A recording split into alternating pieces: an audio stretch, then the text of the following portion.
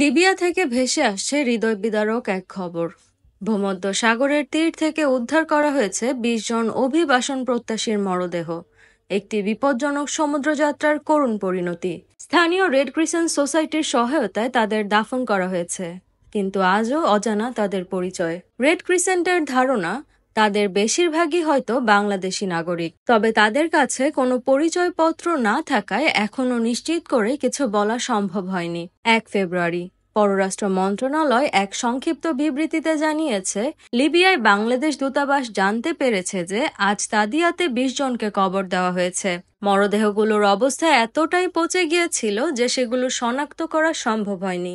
বাংলাদেশের দূতাবাস তাদের ফেসবুক পেজে জানিয়েছে, স্থানীয় বিভিন্ন সূত্র থেকে তারা জানতে পেরেছে যে লিবিয়ার ব্রেগা উপকূলে বেশ কয়েকজন অভিবাসীর মরদেহ ভেসে এসেছে।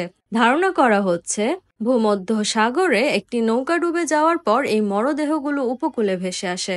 যদিও এখনো নিশ্চিত হওয়া যায়নি, তবে বিভিন্ন সূত্র থেকে বলা হচ্ছে মৃতদের মধ্যে বাংলাদেশিরাও থাকতে পারে। এ বিষয়ে নিশ্চিত হতে স্থানীয় কর্তৃপক্ষের সঙ্গে নিবিড়ভাবে কাজ করছে দূতাবাস। প্রতি বছর হাজার হাজার মানুষ ইউরোপে যাওয়ার আশায় এই বিপজ্জনক পথ বেছে নেয়। ছোট ছোট নৌকায় গাদাগাদি করে যাত্রা, উত্তাল সমুদ্র আর মৃত্যুর ঝুঁকি। এই স্বপ্নের পথ যেন এক মরণ ফাঁদ। অনেকেই যাত্রা শুরু করেন, কিন্তু ফিরে আসার সুযোগ পান না।